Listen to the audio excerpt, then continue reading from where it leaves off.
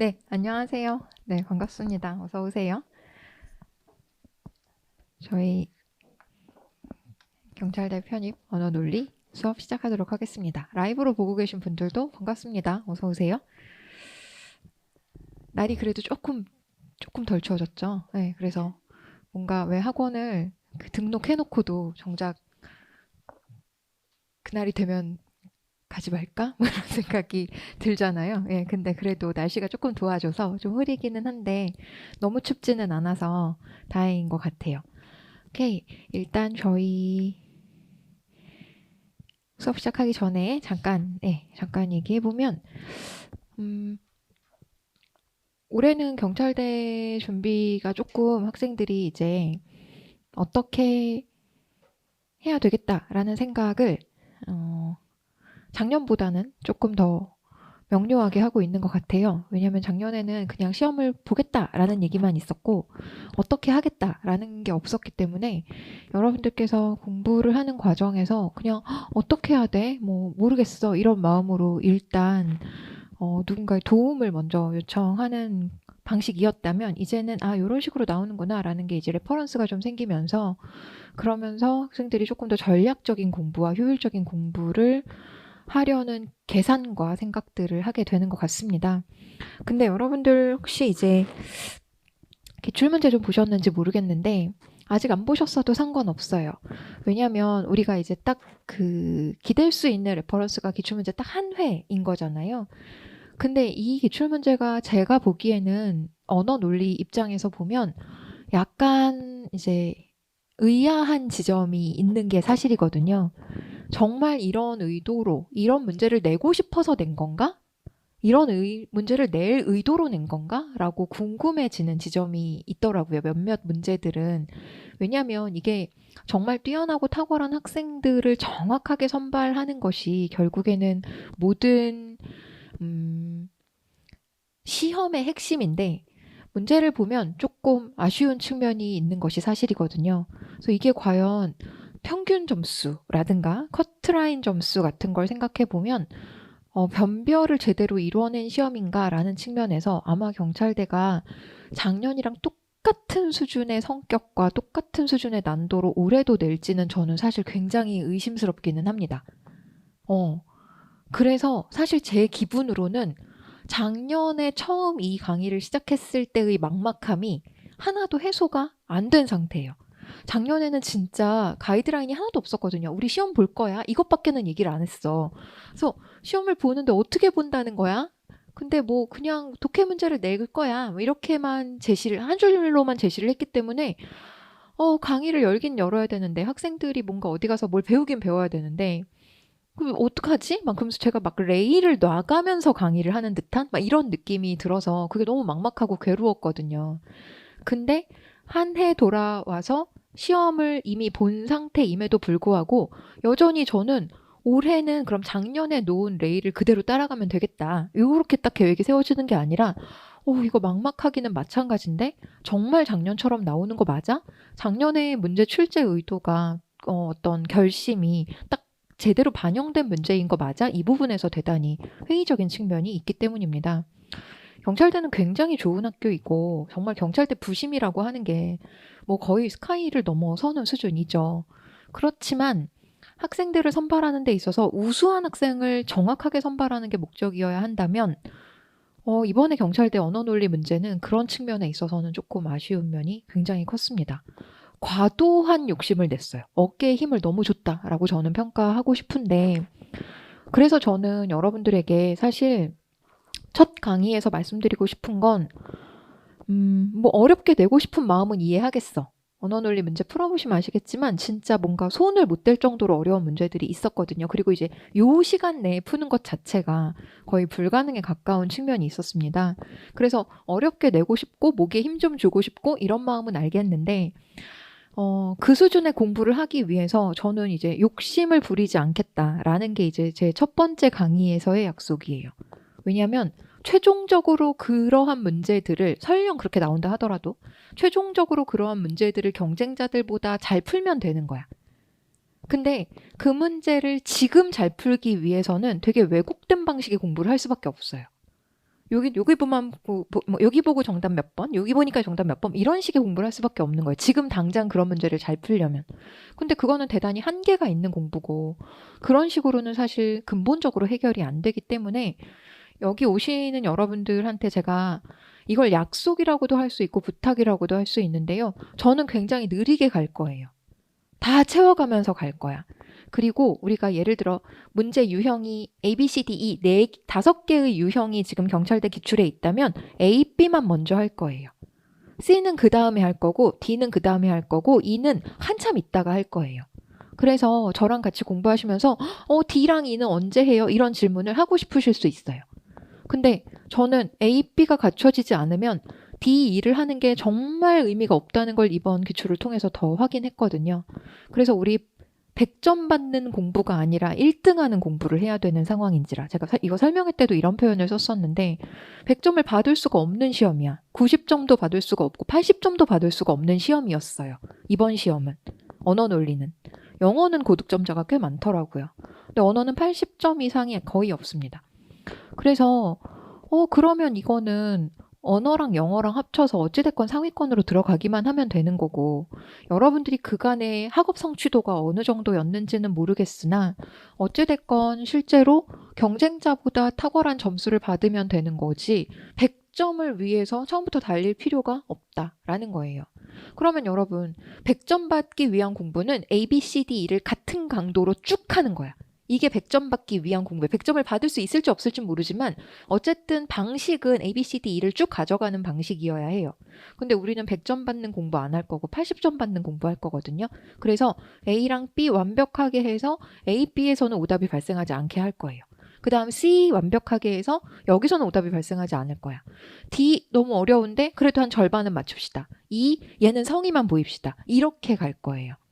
그래서 여러분들이 모르겠어요. 이게 워낙 요즘에는 뭐 강의도 많이 오픈되어 있고 여러 가지 비교 검토를 해보실 수 있겠습니다만 저의 결심과 저의 계획은 일단 채워가는 방식의 공부고 최종적으로 누가 합격할 것인가의 공부고 그 다음에 결과적으로 누구에게 유리할 것인가만을 생각할 거예요.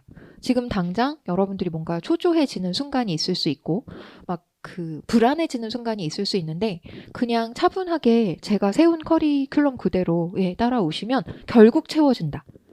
결국 이 모든 것은 다 끝나게 되어 있다라고 생각해 주셨으면 좋겠습니다. 그것의 일환으로 저희 교재 표지만 볼 텐데요. 강의용 교재가 있고 숙제, 과제용 교재가 있어요. 그냥 표지만 봐주세요. 똑같은 페이지인데 하나는 강의용이고 하나는 과제용이에요. 강의만큼 과제가 많죠. 거의 두께가 비슷해요. 강의만큼 과제를 해오셔야 돼요. 그래야 채워지는 공부가 가능하거든요. 그리고 여러분들께서 과제를 얼마나 열심히 할 것인가는 안타깝게도 제가 확인할 방법이 없어요. 왜냐면 이게 수학 시험이면 나 너무 좋겠다. 제가 정말 다시 태어나야만 한다면 다시 태어나고 싶지 않은데 별로. 다시 태어나고 싶으세요 혹시? 다시 살아보고 싶어. 다 리셋 이래보고 싶을까요? 다시 태어나서 이렇게 다시 사는 거 너무 힘들 것 같기는 해요. 근데 다시 태어나야만 한다면 그리고 정말 최악의 경우 내가 이 비슷한 직업을 또 선택해야 된다면 정말 생각만 해도 벌써 눈물이 나는데 이 비슷한 직업을 또 선택해야 된다면 저는 진짜 꼭 수학 선생님이나 국사 선생님을 할 거예요. 영원 불변의 것. 안 변해. 국사는 과거의 이야기잖아. 그래서 안 변하잖아. 다시 돌아가서 바꿀 수가 없잖아요. 너무 국사 선생님이 들으시면 도끼 들고 쫓아오겠지만 나는 정말 꼭 최태성 선생님처럼 될 거예요. 정말 그 변하지 않는 것을 가르치는 게 너무 부러운 거죠. 또 하나는 수학. 수학은 학생들의 풀이 과정을 보면 이 학생들 머릿속에 들어갔다 나올 수가 있어요. 그래서 너무나 즉각적이고 정교한 교정이 가능하기 때문에 너도 나도 너무 잘 가르칠 수 있을 것 같은 환상이 저한테는 있는 거예요.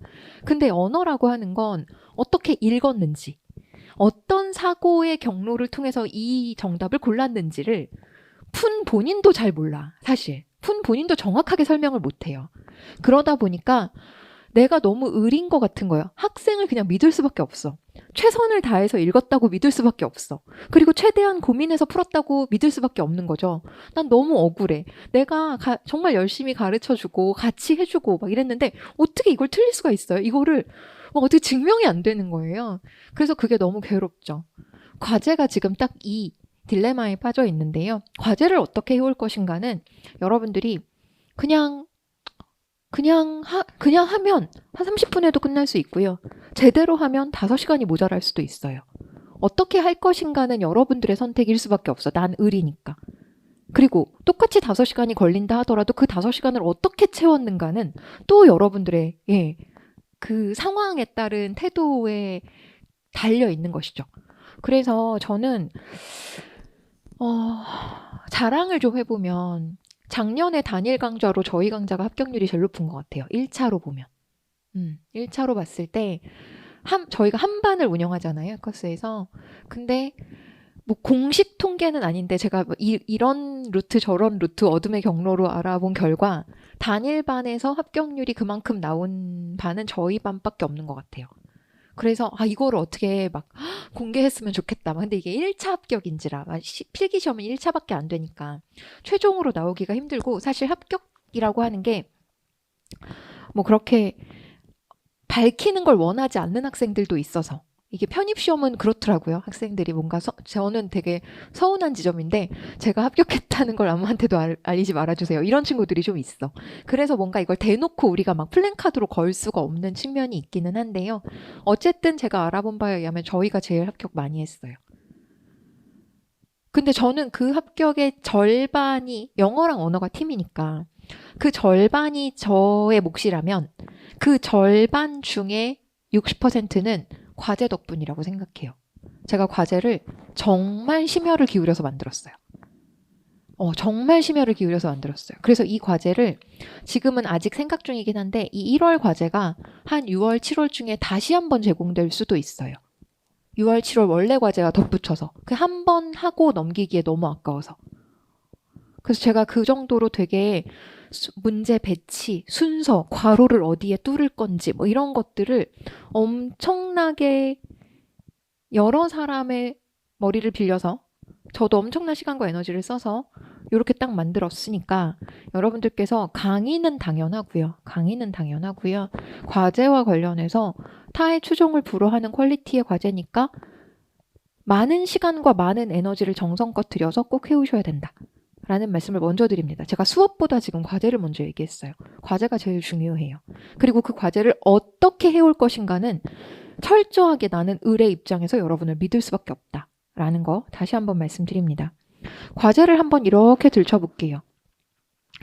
과제를 한번 들춰보시면 우리가 이런 류의 공부를 안 해보지 않아서 뭘 어떻게 하라고 하는지 여러분들이 충분히 상상하실 수 있을 거예요. 4페이지 먼저 한번 보시면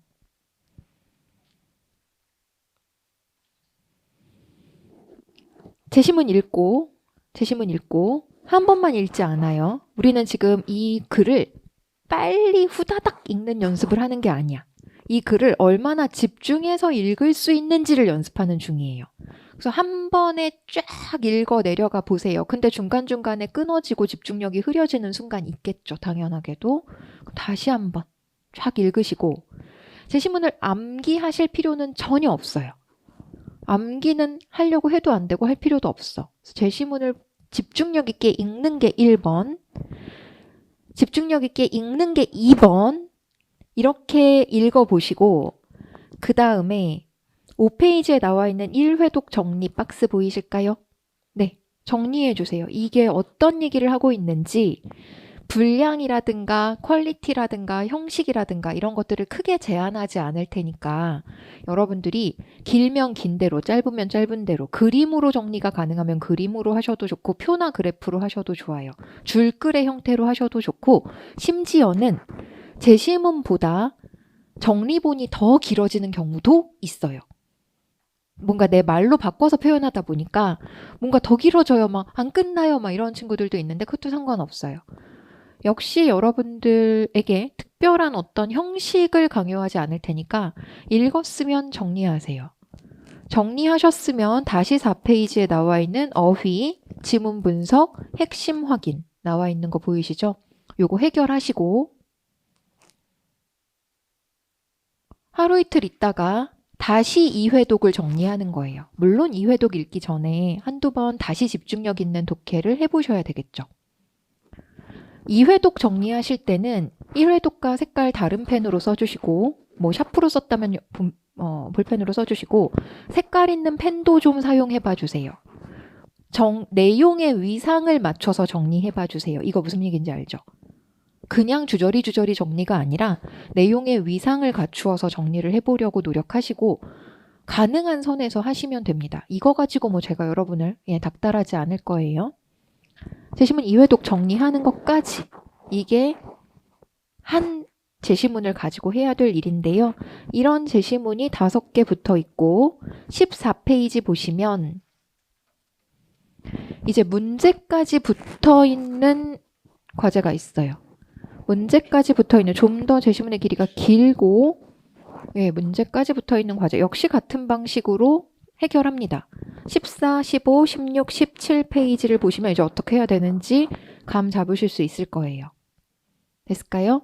근데 17페이지 밑에 선택지와 정오답의 근거 그쵸? 이거 앞에 있는 문제랑 똑같은 방식으로 구성해 놓은 것인데 왜 답이고 왜 오답인지를 뭐 아주 그럴듯하게 설명하지는 못해도 상관없으니까 여러분들이 알아먹을 수 있게끔 메모하셔야 되겠습니다.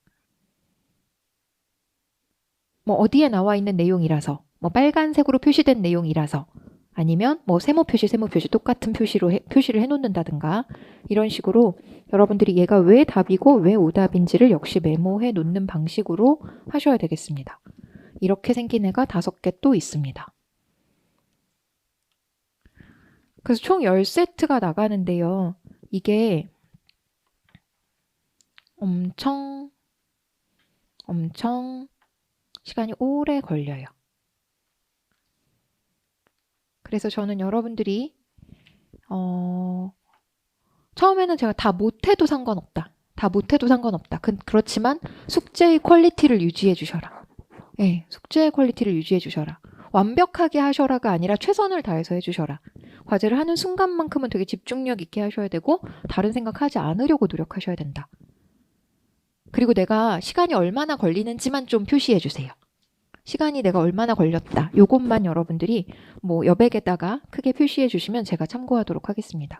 저는 과제 검사를 되게 열심히 할 계획이에요. 저는 작년에 합격이 과제 덕을 봤다고 믿거든요. 근데 작년에는 막 그냥 제가 해왔네요. 이 정도 수준으로만 봤어요. 근데 올해는 좀 어떻게 해왔는지를 보려고 해요. 그러니 뭐 여학생분들 뭐 이렇게 얘기하면 또 막 성차별이라고 할까 봐 걱정인데 여학생분들은 그래도 막 좀 이렇게 예쁘게 막 하려는 뭐 이런 경향이 있어요. 그래서 그런 거 잘 활용하시고 그런 감각이 있다면 잘 활용해서 가독성 있게 해오시고 남학생분들 너무 1년 내내 153 볼펜 하나로 버티지 마시고 조금 더 유의미하게 여러분들이 제시문을 분석하는 연습을 제시문 분석이라고 말하기도 참 그렇다. 글을 읽어내려고 하는 연습을 우선적으로 하셔야 되겠습니다. 25문제가 언어논리 문제였거든요. 25문제 중에서 20문제가 독해예요. 20문제가 독해예요. 5문제 중에서 한 2문제 정도는 손댈 수가 없는 문제였어요. 완전 인정. 저도 미친 거 아니야? 이런 말을 기출 보자마자 딱 했어. 그래서 그런 문제는 그냥 드랍하는 게 맞았었어. 저는 드랍을 되게 반대하는 주의인데요. 드랍을 해버릇하는 건 되게 나쁜 버릇이다라고 제가 앞으로 여러분한테 한 100번도 넘게 얘기할 거예요. 근데 기출을 봤을 때 한 2-3문제 정도는 이거는 드랍이 맞았다라고 판단이 후행적으로 들 정도로 이제 그런 문제는 굳이 나는 공부도 할 필요가 없다고 느껴질 만한 문제들이 있었어요. 그리고 그 논리 파트 5문제 중에서 한두 문제 정도를 취하면 되는 수준이었어. 근데 여러분들이 드랍이 의미가 있으려면 사람들은 다 드랍에만 관심을 두는데 뭘 드랍할까요? 뭘 먼저 풀까요? 뭘 뺄까요? 이런 거에만 관심이 있는데 드랍이 의미가 있으려면 전제 조건이 필요해요. 그게 뭐죠? 나머지를 맞아야 된다는 거야. 그랬을 때 드랍이 의미가 있지. 뭐 버리는 게 무슨 일이라고. 버리는 거 아무거나 버리면 되지. 근데 버리는 게 의미가 있으려면 나머지를 맞아야 된다는 거예요. 근데 그 나머지가 다 뭐야? 독해야. 그것도 굉장히 고난도 독해예요.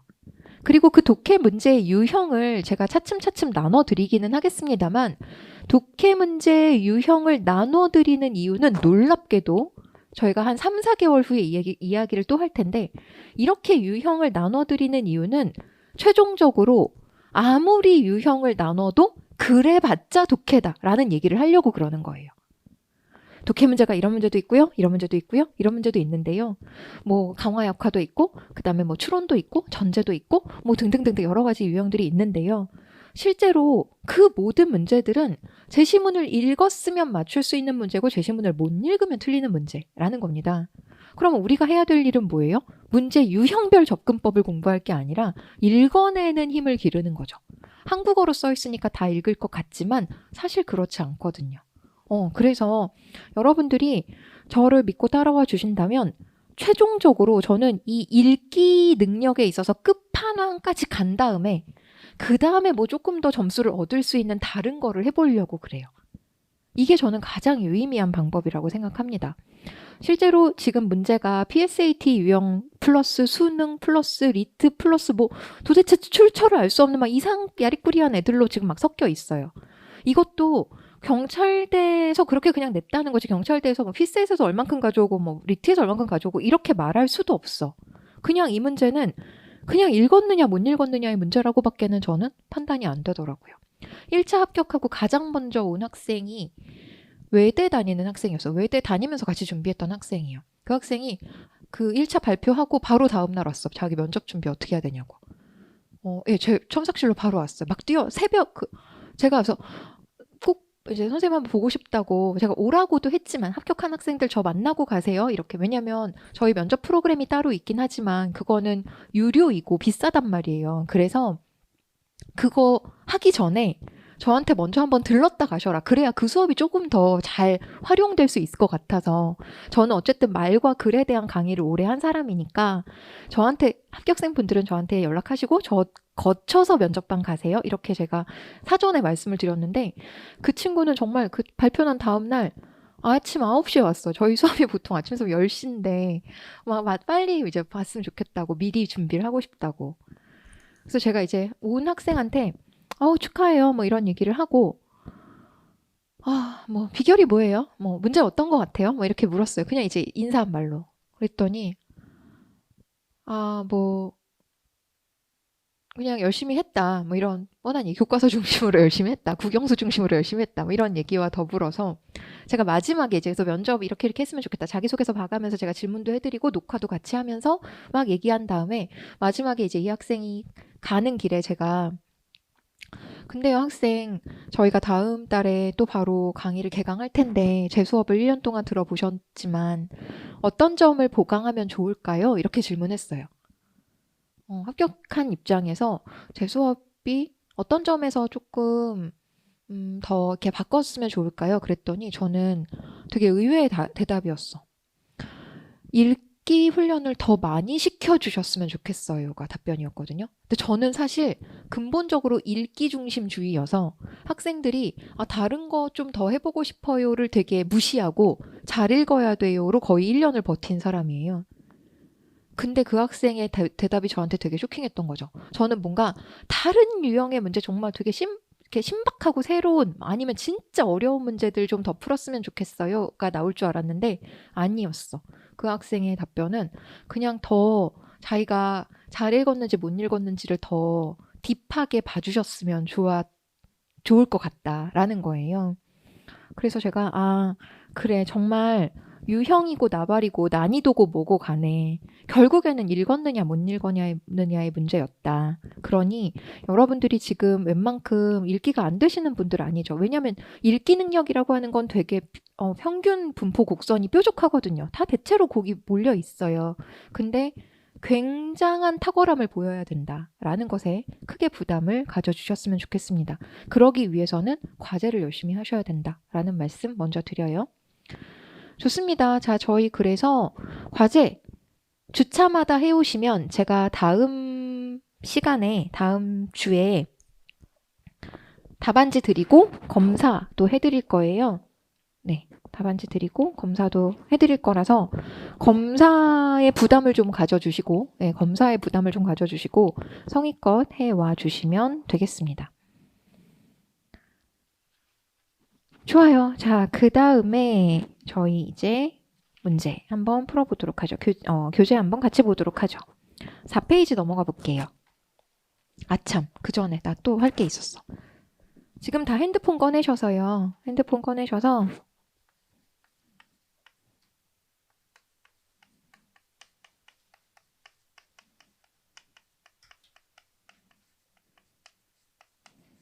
길기는 한데 오픈 채팅방에 들어와 주세요. 제가 개설해 놨어요. 앞에다가 2023 붙이셔야 돼요. 2023 붙여주시고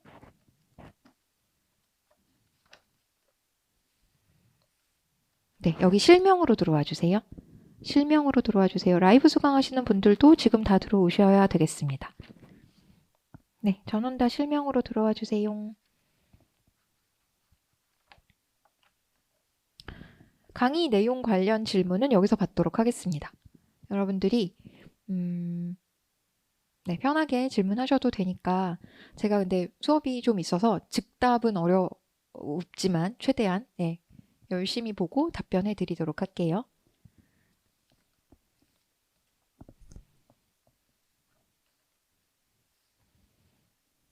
그리고 뭔가 적극적으로 참여해 주세요. 네, 그게 뭔가 여러분들이 원래 어떤 사람이냐와 무관하게 어떤 태도를 보이느냐가 많은 걸 결정하는 것 같아요. 수험 생활도 마찬가지야. 수험 생활도 그냥 원래 내가 되게 뭐 내성적이거나 샤이하거나 뭐 이럴 수 있죠. 아니면 되게 만사가 귀찮은 캐릭터일 수도 있고. 그런데 그냥 그런 원래 모습을 잠깐 숨기고 수험생으로서의 바람직한 모습이 있잖아요. 왜 우리가 수험 생활을 해봐서 알잖아. 수험 생활을 할 때는 어떤 모드가 좋더라라는 걸 알아요. 그래서 그거를 연기를 좀 해주셨으면 좋겠어요. 수험 생활 하는 동안. 여러분들이 실제 어떤 사람인가와 무관하게 수험 생활을 할 때는 고3을 해보셔서 알고 고2도 해보셔서 알고 뭐 혹시 다른 뭐 재수를 혹시 이 중에 하신 분들이 계실지도 모르겠습니다. 근데 나의 고3 때 나의 재수 생활을 생각해보면 아쉬운 점이 분명히 있거든요. 왜냐하면 그렇게 했더니 뭐가 서운한 구석이 결과적으로 우리가 막 진짜 원하는 학교를 막 정말 만족스럽게 가기는 너무너무 힘들잖아요. 그래서 내가 지금 고3 때를 생각해보면 어떤 점이 좀 아쉽다. 뭐 공부를 더 열심히 했었어야 된다. 이거 말고 태도적인 측면에서 내가 조금 더 적극적으로 이렇게 자기를 어필을 할 걸, 뭐 모르는 거 있으면 더 적극적으로 물어볼 걸, 아니면 웬만큼 아는 것 같아도 다시 한번 확인할 걸, 뭐 이런 지점들이 분명히 있단 말이에요. 그럼 우리에게 주어진 기간과 시간은 거의 한정된 상태니까 이걸 가지고 2년, 3년 공부하실 분들도 아니고 뭔가 자기가 모드 전환을 좀 할 필요가 있는 거죠. 그런 척 해주세요. 우리 수험생활 해봐서 알아. 어떤 척 하면서 사는 게 결과적으로 나에게 도움이 되는지. 그래서 여러분들이 저도 이제 그런 거죠. 제 원래 성격이 너무 착해서 학생들이 너무 사랑스럽고 뭐 이거 아니야. 그치만 내가 내 직업상 많은 학생들에게 좋은 결과를 가져다 주는 것이 나에게 있어서 가장 제1의 목표가 되어야 하는 직업을 가지고 있으니까 저도 모두 전환하는 거죠. 당연히 혹시라도 이해 못했을까봐 대충 다 설명했지만 그래도 혹시 하는 마음에 한 번 더 설명하고 학생들이 정말 이상한 질문하고 정말 막 황당한 질문해도 절대 째려보지 않고 친절하게 다시 설명해주고 그래서 우리 모두 다 되게 어떤 특정한 목표를 위해서 모인 사람들이니까 거기에 맞게 잘 어떤 행동과 액션을 취하는 것이 저는 그게 그 순간의 진심이라고 생각해요. 난 그걸 가식이라고 생각하지 않아. 그게 진심이라고 생각해요. 귀찮지만 한번 물어보는 거. 다시 한번 확인하는 거. 저는 그게 그 순간의 진심이지 이 사람이 원래 귀찮았느냐 이거는 별로 중요하지 않거든요. 그래서 여러분들이 적극적으로 여기 들어오셔서 잘 활용하셨으면 좋겠습니다. 그리고 교재 4페이지 한번 볼게요. 교재 4페이지 펴놓고 칠판 보죠. 첫 번째 시간에 그냥 교재에 나와 있는 내용을 이야기하기 전에 여러분들에게 근본적으로 독해 문제가 어떻게 만들어지는지에 대해서 잠깐 그 원리를 얘기해 볼게요. 독해는요,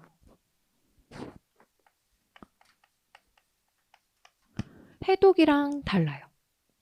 독해는 해독이랑 달라요. 비슷해 보이는데 달라요. 해독은요, 이해를 해야 읽어져요. 암호 해독 같은 거 생각해 보세요. 암호의 원리가 이해가 되어야 그 암호 자체가 읽어지죠. 나중에 쓸 시간 드릴게요. 암호를 이해를 해야 암호가 읽어져. 그래서 해독 과정에서 가장 먼저 해야 될 일은 이해예요. 이해를 먼저 해야 돼. 그런데 우리가 봐야 되는 시험은 해독 시험이 아니라 독해 시험이거든요. 따라서 우리가 가장 먼저 해야 될 일은 뭐냐면 읽기예요. 읽어야 돼. 일단 읽어야 돼. 그런데 독해 문제가 원하는 방식의 읽기라고 하는 것은 이거예요. 끝까지 다 읽기를 원해요. 독해 문제는 끝까지 다 읽기를 원해. 우리는 필요에 따라, 경우에 따라 제시문 전체를 읽지 않고 문제를 풀기도 할 거예요. 그런 방법도 알려드릴 거예요.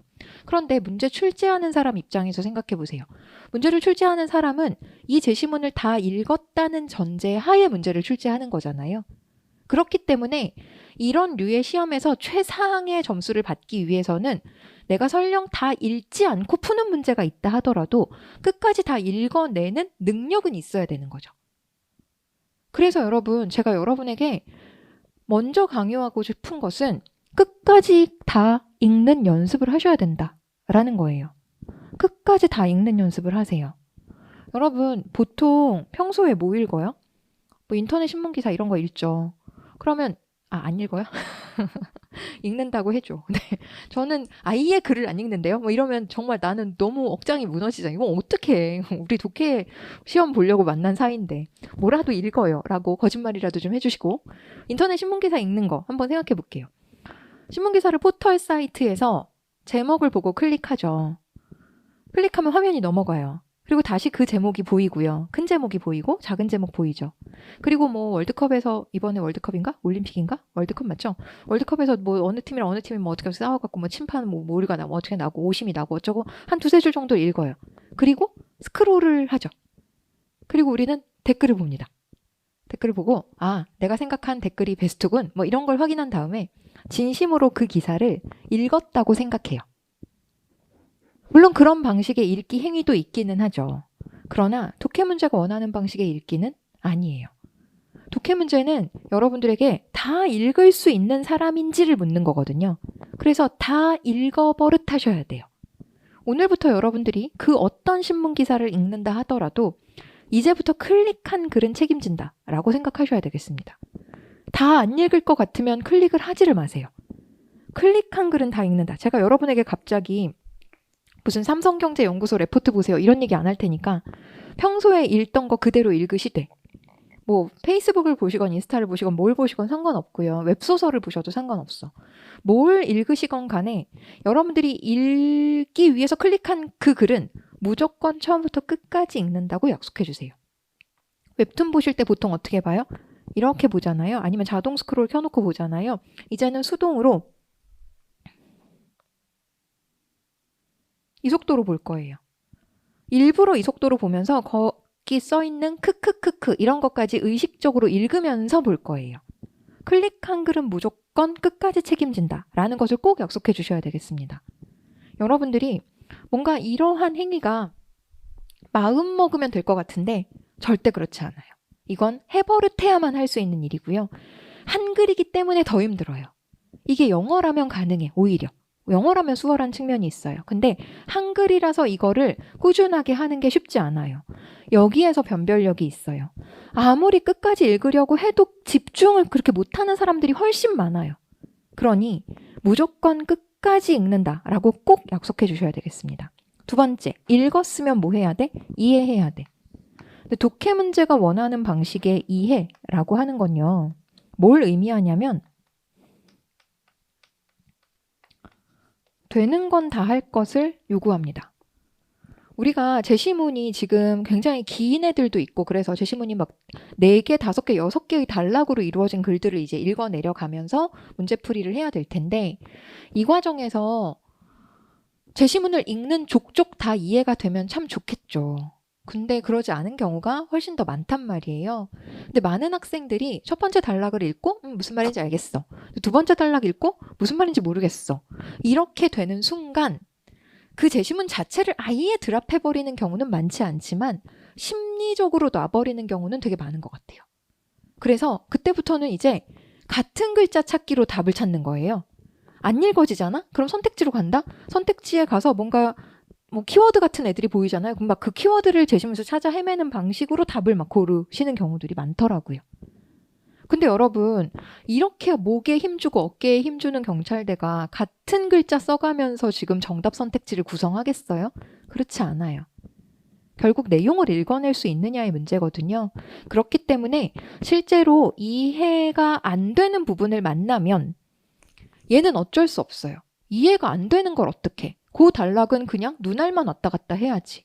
이해를 해야지? 이런다고 이해가 되는 게 아니잖아요. 근데 핵심은 그 다음 단락이야. 두 번째 단락을 그냥 눈알만 왔다 갔다 했어. 뭔 소리야 이러면서 왔다 갔다 했어. 근데 많은 학생들이 여기서 심정적으로 버려버린단 말이야. 여러분들은 세 번째 단락을 같은 강도로 보셔야 돼요.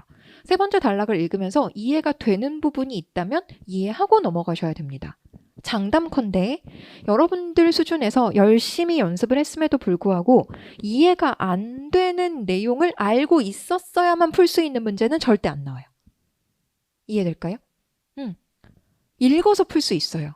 그런데 사람들은 이해가 안 되는 부분을 만나게 되면 그때부터 읽기의 성격을 달리 해버려요. 그래서 이해할 수 있는 부분을 놓쳐버리는 거죠.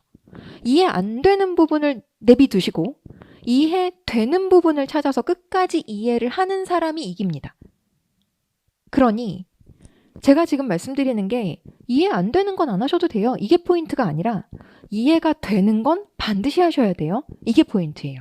그리고 이해가 되는 부분을 만날 때까지 여러분들의 마음이 흔들려서는 안 돼요. 이게 포인트입니다. 이걸 꼭 기억해 주세요. 이게 우리가 앞으로 1년 동안 할 일이에요. 이게 자동으로 되는 순간 그냥 내 몸에 스위치를 탁 켜면 어떤 글이든 한 큐에 읽어 내려가면서 어디가 이해가 되고 어디가 이해가 안 되는지를 명확하게 딱 구분해내는 수준의 경지. 이게 우리가 최종적으로 도달해야 할 독해력의 수치예요. 모든 글을 읽으면서 착착착착 이해하는 순간은 영원히 오지 않지. 그게 어떻게 가능해? 그러면 벌써 뭐 딴 데 가 있겠지. 그런 사람은 존재하지 않아요. 또는 읽으면서 착착착착 외워지는 사람도 절대 존재하지 않아요. 우린 그걸 원하는 게 아니에요. 읽으면서 집중력이 흐려지지 않고 읽으면서 이해되는 부분과 이해 안 되는 부분이 구분되는 수준이 바로 우리가 원하는 목표하고자 하는 수준입니다. 근데 이것조차도 굉장히 힘든 일이어서 여러분들이 이걸 하시려면 꽤 많은 시간과 에너지와 무엇보다도 정성이 필요해요.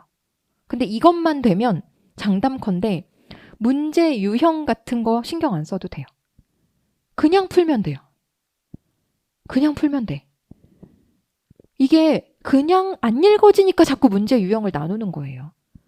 그냥 답이 이건데? 이러면 되잖아. 굳이 이거를 무슨 유형, 뭐 고난도 문제마다 이렇게 나눌 필요도 없어. 그냥 읽었더니 답이 이건데? 이러면 된단 말이에요.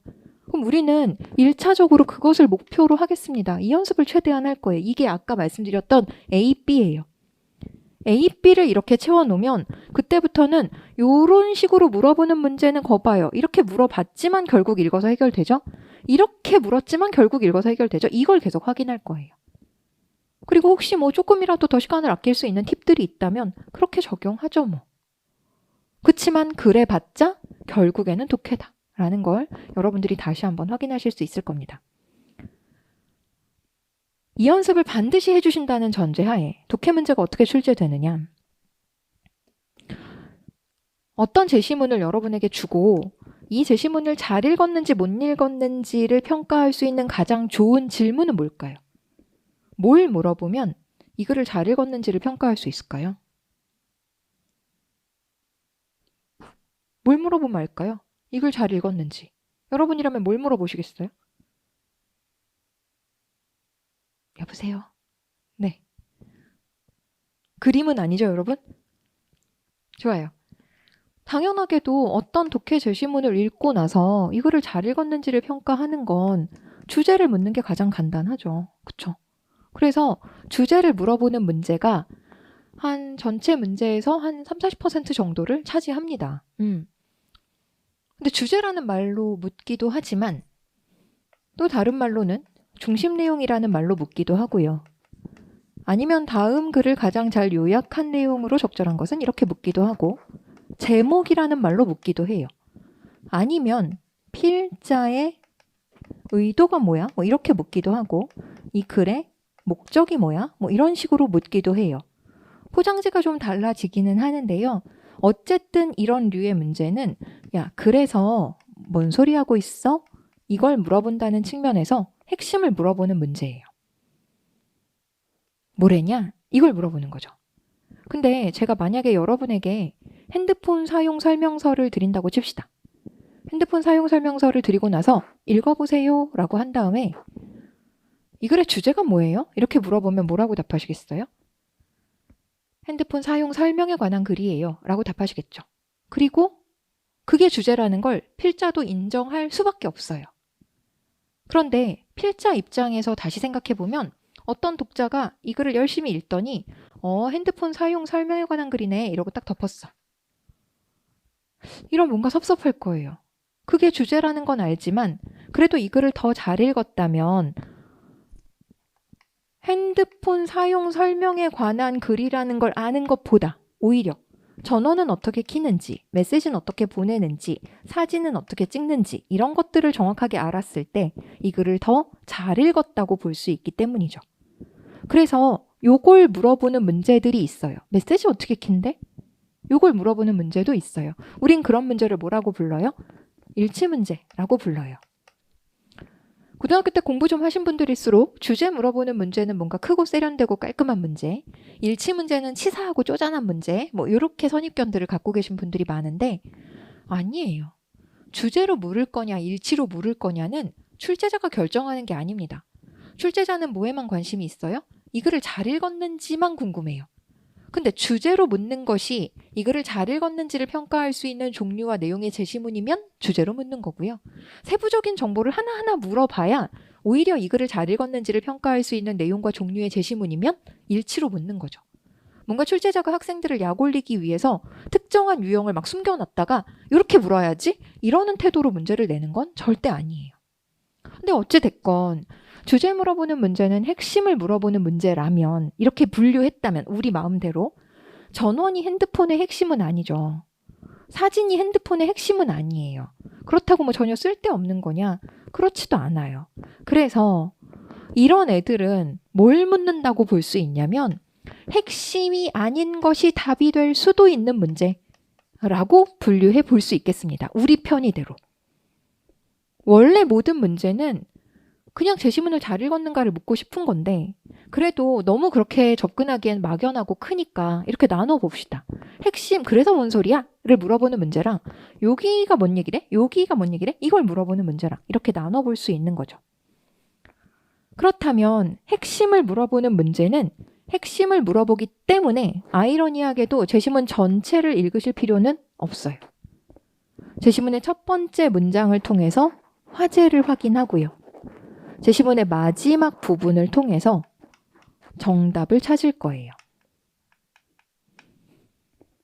제가 주제를 찾는다라고 말씀 안 드리고 정답을 찾는다라고 말씀드렸던 거 꼭 기억하셔야 되겠습니다. 첫날 첫 시간이니까 그래도 이 시간의 집중도가 가장 좋을 것 같아서 제가 가장 핵심적인 내용을 말씀드리는 거예요.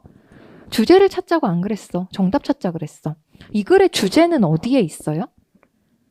마지막에 있나요? 마지막에 있을 수도 있죠. 주제가. 그렇지만 우리는 그런 식으로 글을 구성한 방식을 뭐라고 배웠어요? 미괄식이라고 배웠어요. 기억나시죠? 근데 글이 미괄식만 있나? 아니지. 두괄식도 있죠. 중괄식도 있어요. 양괄식도 있고 병렬식도 있어. 그럼 이 글의 주제는 어디에 있어요?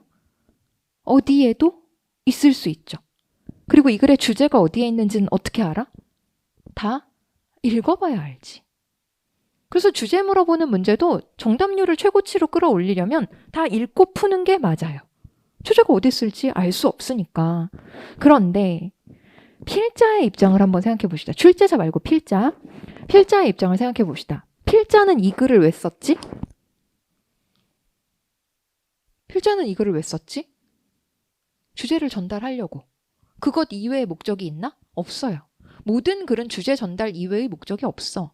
그러면 독자가 이 글을 읽었는데 주제가 전달이 안 돼. 그럼 그 글은 아무런 의미가 없는 글이죠. 그 글을 쓴 필자는 아무런 의미가 없는 사람이야. 그래서 모든 필자는 주제를 전달하기 위해서 엄청 몸부림치는 사람들이에요. 우리랑 뭔가 코드가 안 맞거나 지적 수준이 안 맞아서 어떤 글을 읽었을 때 뭔 소리야 이런 글들도 많기는 하지만 그들이 일부러 꼬아놓거나 일부러 숨겨놓는 일은 절대 있을 수가 없다는 겁니다. 왜? 주제가 전달 안 되면 지도 쓸모없는 사람이 되는 건 마찬가지이기 때문이죠. 그래서 모든 필자는 어떻게든 주제를 전달하려고 노력하는 사람이에요. 설령 시인이라 하더라도 마찬가지야. 그 주제를 전달하는데 그런 방식의 표현이 가장 적합하다고 생각하니까 그렇게 쓴 거지. 뭔가 우리로 하여금 주제를 전달받지 못하려고 숨겨놓은 사람들이 아니란 말이에요.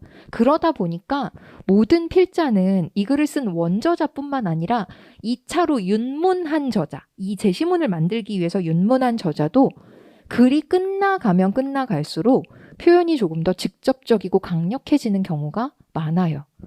이 부분의 주제를 빡 제시했다 하더라도 끝나가면 초조해지는 건 누구야? 필자야.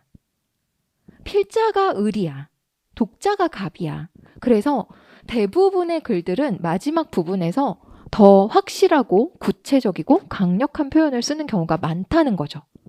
그래서 정답률이 최대치로 높아지려면 다 읽고 푸는 게 맞기는 하지만 주제 물어보는 문제에서만큼은 마지막 부분만 정확하게 잘 읽어도 크게 정답률이 떨어지지 않을 수 있으니까.